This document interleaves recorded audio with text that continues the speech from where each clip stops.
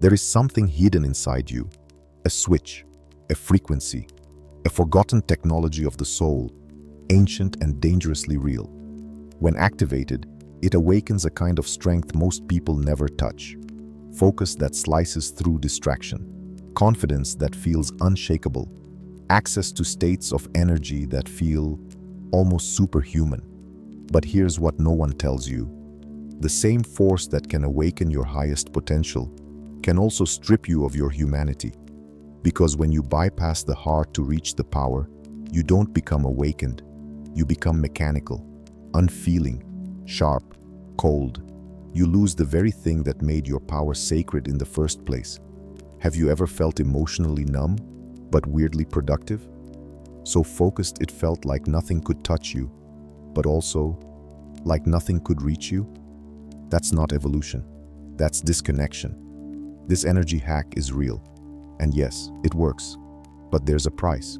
The question is, will you use it to become more of who you are, or less human altogether? Because power without heart is not divine. It's just noise in a polished machine. What is the energy brain hack? There are moments in your life when something shifts. Suddenly you're clearer, faster, more alert, more alive. It doesn't feel like motivation. It feels electrical, like your brain is being powered by something beyond thought, beyond will. That's not random. That's not adrenaline. That's an energy pattern you've touched, briefly, without knowing how or why. And that moment, that's the glimpse of the brain hack we're about to explore. You were born with access to an energetic system far more advanced than modern science dares to explain. It's not just your nervous system. It's not just your brain. It's the bridge between your energy body and your conscious awareness. When activated correctly, it opens pathways to strength, clarity, stamina, memory, magnetism, things that sound impossible until you feel them running through your own skin. This isn't just breathe deeper advice. This is frequency control through energetic command. It begins in the solar plexus, where your internal fire is stored. When this center becomes consciously activated and aligned with brainwave intention, something radical happens. You start sending a different signal through your body, one that overrides laziness, hesitation, and fear. You become driven, but not from willpower, from flow, from command. Why do some people work all day, drained and foggy, while others seem tireless, inspired, and mentally unshakable? It's not just genetics or hustle, it's energy regulation. Have you ever had a moment where your entire body synced with your intention, where every part of you felt aligned with a goal and no doubt could enter? That wasn't luck. That was a real-time activation of your electro-energetic intelligence. The mind gets quiet, the body locks in, the soul leans forward. You become directed energy. The ancient mystics knew this. They called it internal fire, kundalini, chi, or sekem. And now, modern neuroscience is beginning to stumble onto its effects. High-frequency gamma waves, hemispheric synchronization, cognitive transcendence. But here's the risk. If activated unconsciously, this hack can disconnect you from emotion. You become sharp, yes, fast, brilliant, unstoppable, but also detached, cold, unreachable. Because when energy is pushed to power the brain without balancing the heart, you don't evolve, you fracture. Have you ever pushed so hard for clarity or achievement that you forgot how to feel? Have you ever activated so much mental focus that your body stopped needing food, sleep, or love? That's the danger. Because when you tap this current without grounding it, you don't become superhuman. You become less human. And that's where this journey truly begins. Not in chasing power, but in learning how to hold it without burning everything soft inside you. Long before brain scans and biohacking, ancient mystics were already experimenting with energy control, not through machines but through the body itself. Breath, posture, sound, stillness. Their laboratories were caves, deserts, mountaintops. And what they discovered was that the mind is not the source of power. It's just the first gate. The true generator is energetic, and once accessed, it can lift you above fear, fatigue, emotion, even time. In Egypt, initiates of the priesthood were trained to raise energy from the base of the spine to the crown without a single external movement. In India, yogis practiced kriyas that fused breath with will, bypassing the chatter of the brain to activate higher states of perception. In the deserts, prophets fasted and stilled their bodies until visions pierced through the veil of thought. All of them reached a similar conclusion. When the body becomes still, the current awakens. But not all who accessed this current stayed balanced. Power came, clarity came, but so did isolation, so did imbalance, because without heart, energy becomes cold. Have you ever wondered why some spiritual figures seem powerful but distant, like they're not fully here with you? That's the shadow side of activation. You become so tuned to the upper centers of consciousness that you forget how to speak gently, to love deeply, to feel loss, joy, grief. And slowly, you stop being relatable, even to yourself. The mystics left behind warnings, scrolls, symbols, riddles, all pointing to the same truth. If you rise without grounding, you'll burn. If you power the mind without opening the heart, you'll build an empire of clarity and live in it alone. Energy is not good or bad. It is neutral. But how you channel it decides whether you ascend as a divine human or transform into something else entirely. Why do some of the most brilliant thinkers end up emotionally cold? Why do some spiritual teachers awaken incredible abilities and lose their ability to love? Because power, in its raw form, strips away weakness and softness alike. And if softness isn't protected, it disappears. Ask yourself, have I ever chased growth so intensely that I stopped recognizing myself? Have I ever ascended into places that made me feel powerful, but left my humanity behind? You were not meant to sacrifice the soul for clarity. You were meant to become a being who holds both. And if the ancients were right, the path of true power is not up or down. It's centered, rooted in energy, guided by the mind, anchored in the heart. The next step isn't about reaching more light. It's about remembering the parts of you that light was never meant to replace. What happens when you lose your humanity? There is a kind of power that feels divine at first. Crystalline focus, invincible confidence, emotional detachment that looks like wisdom. But slowly, quietly, something begins to vanish. Not your gifts, not your mind, something deeper. The warmth, the softness, the soul. And by the time you notice it's missing, you've already stopped missing it. This is the danger of unbalanced energetic awakening. When you activate the energy brain hack, whether through breath, frequency, movement, or intention, you awaken more than mental clarity. You unleash raw current, electrical, neutral. But if it rushes through an ego that's still unhealed, or a body that's dissociated, it doesn't bring liberation. It brings distortion. You begin to interpret stillness as superiority. Silence becomes dismissal.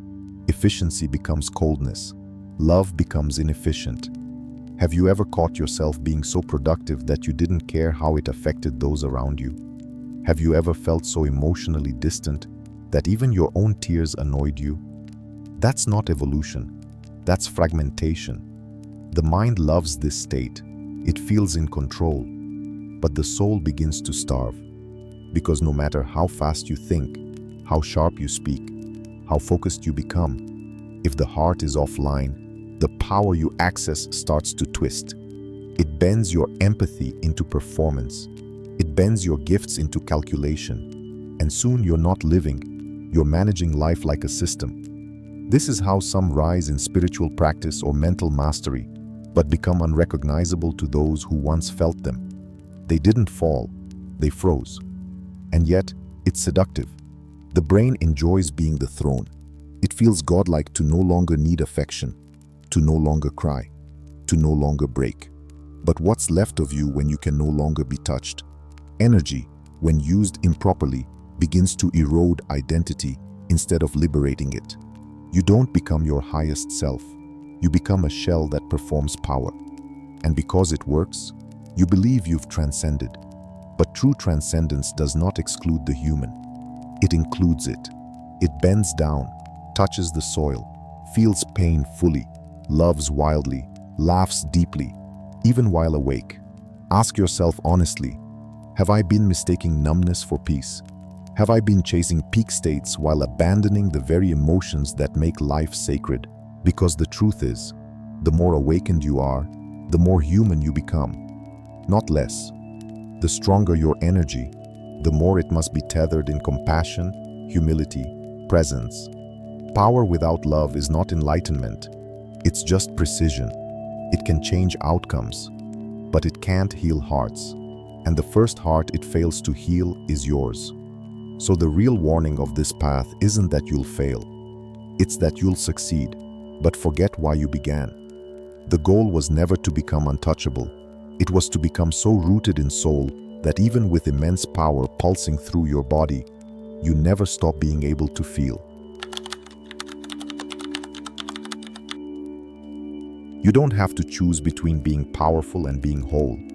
The real mastery is integration, bringing together the sharpness of your activated mind with the depth of your emotional truth, letting energy run through you like a storm, but never forgetting the roots that hold your soul to the ground.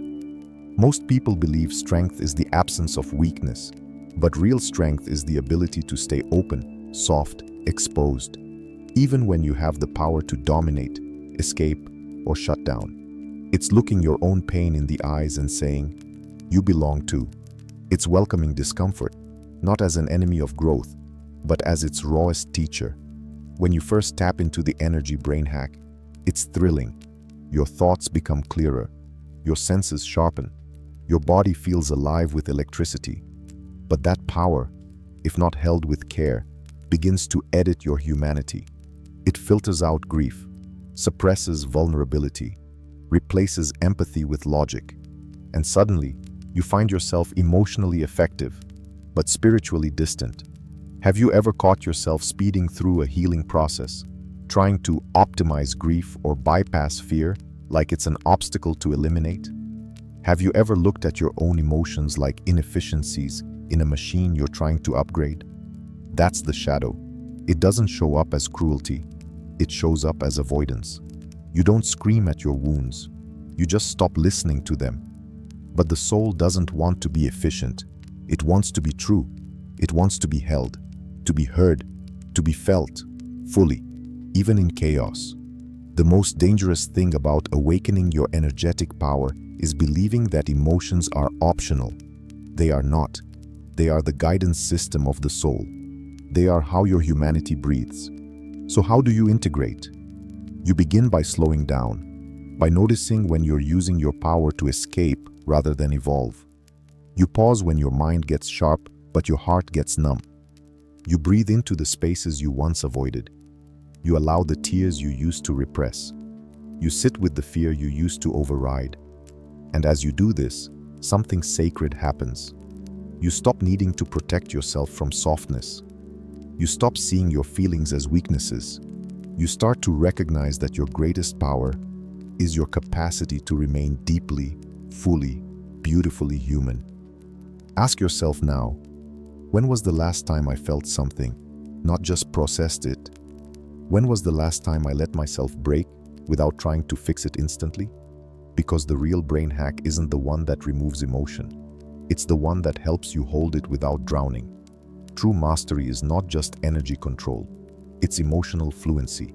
It's knowing when to speak and when to cry, when to lead, and when to rest your forehead against your own heart and just be. You weren't born to become a perfect machine. You were born to become a whole being, a vessel that holds light and shadow, strength and softness, command and surrender. This is the integration the ancient ones longed for, not escaping humanity, but sanctifying it, not replacing emotion with control, but letting both dance in a body that no longer fears either.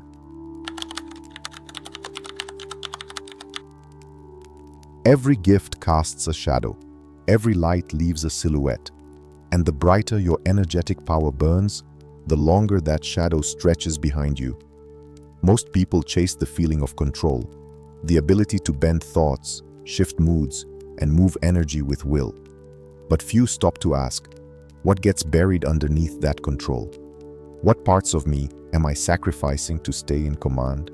When you unlock the energy brain hack, that current of force that sharpens the mind, focuses the will, and silences doubt, something in you becomes untouchable, but not in the way your soul longs for.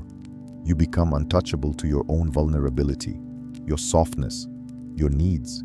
You begin to manage life instead of living it. You start optimizing healing instead of actually healing. Have you ever caught yourself spiritualizing your numbness, calling it detachment, telling yourself, I'm fine, when what you really are is disconnected? That's the shadow of this path, the subtle descent into disembodiment. And the mind loves it. It loves the clarity, the productivity, the structure. It starts to feel like maybe this is what enlightenment is, control over chaos. But control is not the same as peace, and silence is not the same as presence. And when you confuse the two, you don't evolve, you harden. The shadow whispers, you don't need to feel that. You're beyond it now. It whispers, don't waste time on sadness. Transcend it. It tells you that pain is a distraction, that tears are a regression, that softness is weakness. And soon, you become a tower of stillness. But no one can reach you, not even yourself. Ancient systems warned of this exact pattern. The yogic texts spoke of siddhis, spiritual powers, that come before full realization, but tempt the seeker into pride. The alchemists warned of imbalances in fire and water, energy and emotion. Even modern neuroscience shows that hyperactivation of the brain's executive functions can suppress emotional processing entirely. So why does this matter? Because without emotional anchoring, power becomes predatory, not always toward others, but toward yourself.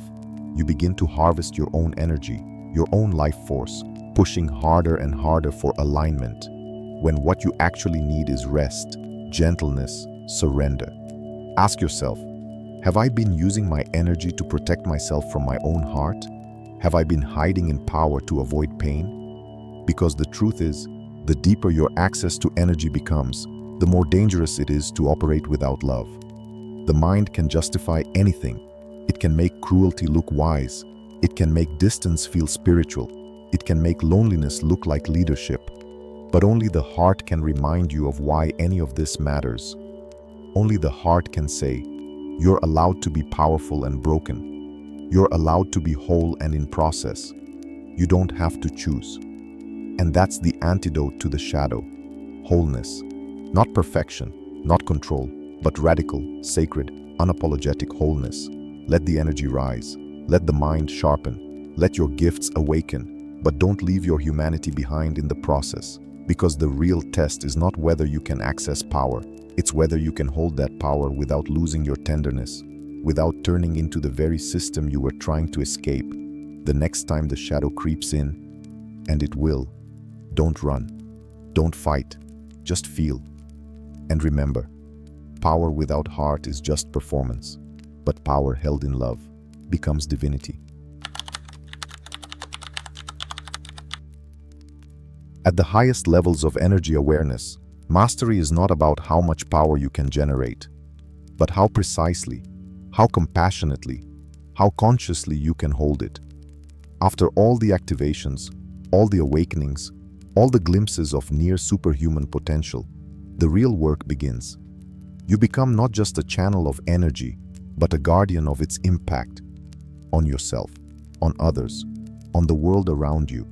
Because without guardianship, energy turns into momentum, and momentum without direction is destruction. Have you ever felt like you were speeding up inside?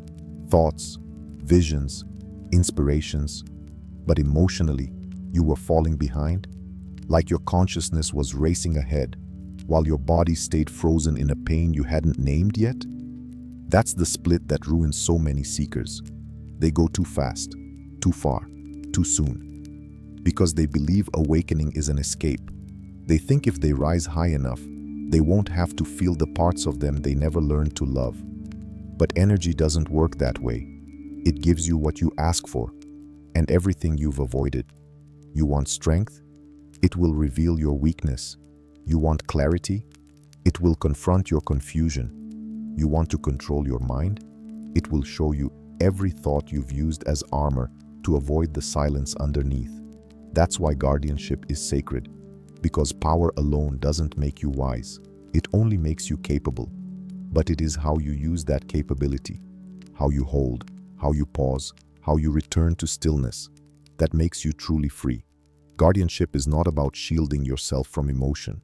It's about opening the space for emotion to be metabolized, not ruled by, not silenced, but heard. It's allowing yourself to say, I am powerful enough to cry. I am grounded enough to tremble. I am conscious enough to be confused. Because the deeper truth is this: your energy will grow, your mind will sharpen, your reality will shift, but none of that will fulfill you if it isn't met with presence. Presence is the true crown of the awakened human. Not dominance, not perfection, not control, but the ability to stay in your body, in your breath, in your feeling, no matter how high your consciousness climbs. Can you stay soft while being sharp? Can you hold tenderness without collapsing into it? Can you let yourself feel, even when your energy says, we don't have time for this? That's the test. Because without presence, your awakening becomes hollow. You become the light that blinds instead of warms.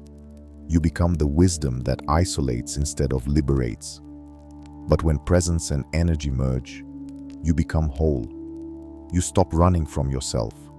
You stop fixing what isn't broken. You stop managing your emotions like they're problems instead of messengers. You stop splitting between powerful me and wounded me, and start living as the unified you. And here's the truth you've always known, but maybe never claimed. You are not here to become inhuman. You are here to become fully alive. Not less emotional, but more honest. Not less feeling, but more present inside feeling. Not less human, but more divinely human than ever before. This is the gift you now protect. This is the life you now live. You are no longer chasing the system. You are rewriting it from within.